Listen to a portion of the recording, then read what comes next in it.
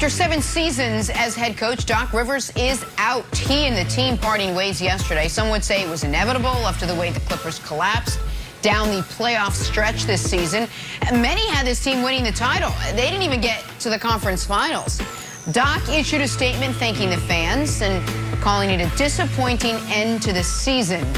Chris Broussard back with us. Chris, you surprised the Clippers fired Doc Rivers?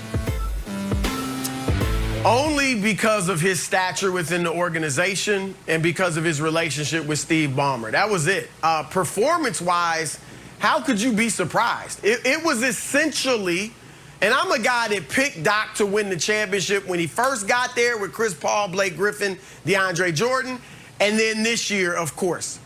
So I expected a lot, but let's keep it real. It was essentially 7 years of underachievement. I know there were injuries to Chris Paul and Blake Griffin at untimely spots in the playoffs, but they never got past the second round. You had a championship contending roster, and it wasn't just the stars. You had great role players, and they never got past the second round. I thought Doc got out-coached by Rick Carlisle in the Dallas series. I thought he got out-coached by Mike Malone in the Denver series. We know he's the only coach ever to lose 3-1 series leads. And this year, I was talking to some people, close to this situation about this. And as I said, they kind of backed me up. The Clippers' problem was they had this arrogance, this sense of entitlement this season that they could just turn it on and turn it off. And Doc allowed that. Doc is, a guy that obviously players look up to. He's been a great leader. But he allowed that culture to fester and could do nothing to change it.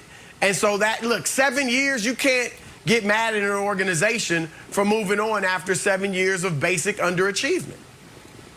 Broussard, I got a question for you.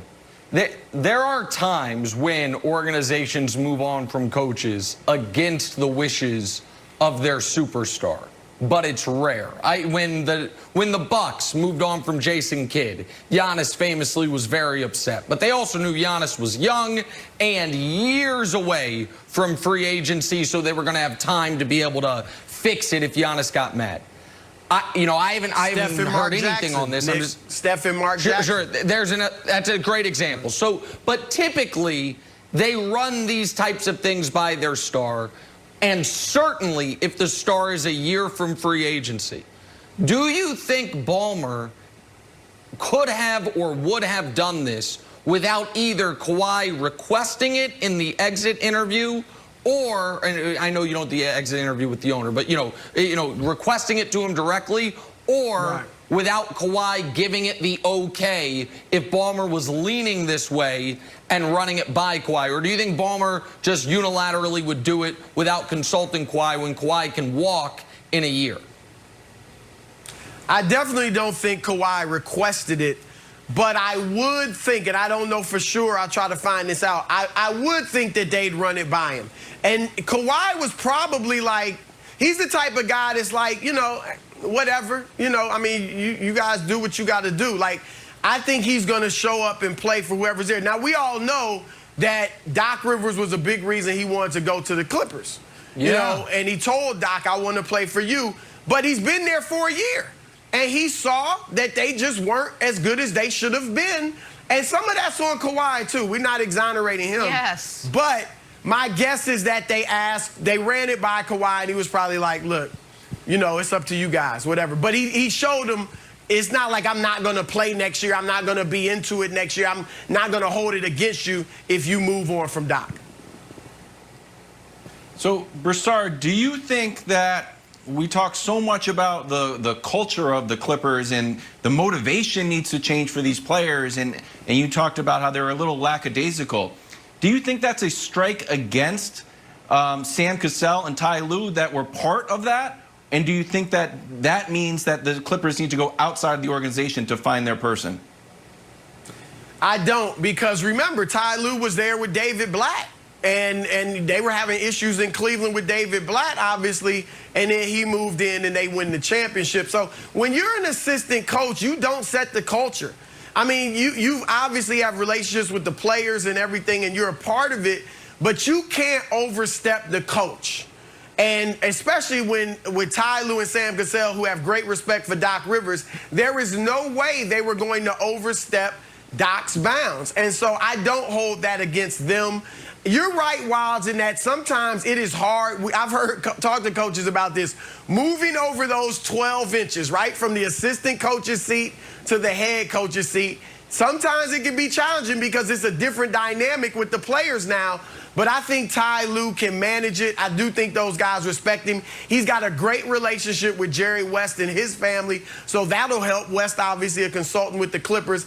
I think it should be Ty Lue. Look, I like Mark Jackson. I'd love for him to get a shot. If you want to throw Jeff Van Gundy in there, give him, maybe interviewing for sure. But I think Ty Lue gets this, and I think they need to move swiftly because he's obviously in the running for other jobs. Yeah, I mean, Ty Lue, to me, is the greatest option, because when your greatest asset isn't your greatest asset anymore, it's time to move on. Coach Doc Rivers, he's known and respected for his leadership and galvanized the locker room. And when you look at all of the reports that came out of this bubble from this locker room, it's disturbing. And I said it, 2 weeks ago, you had to blow it up. And there was 2 ways you could have done it. You could have blew up this whole operation by letting go Doc, and I didn't think that was the right way to do it. I thought the right way to do it was to keep your stars and the guys that wasn't buying into what Doc was selling. You move on. So when you look at the NBA and how it's built today, it's less about, what type of plays do you have in X's and O's. It's about, do you have the leadership? Can you lead these guys with big egos? Can you lead superstars? What about the guys with the different temperaments? So when you look at Ty Lue, he's done that. He has a track record there. So, Ballmer's a successful man, and we know in business you have to you understand organization, you understand teamwork, you understand leadership. Yep. So I'm not surprised at all. There were so many ways they could have gone about it. But then when you look on the other side from the player's perspective, it takes me back to 2009 when I was playing for the Denver Broncos and Coach Shanahan was our head coach. Coach Shanahan was fired at the end of that year. And when he was fired, I immediately went to game 3 when we were playing against the Jacksonville Jaguars. I had this easy touchdown. I made a guy miss, and I was walking into the end zone. I literally just dropped the ball. I mean, there was nobody around me. I dropped the ball, fumbled, turnover right there.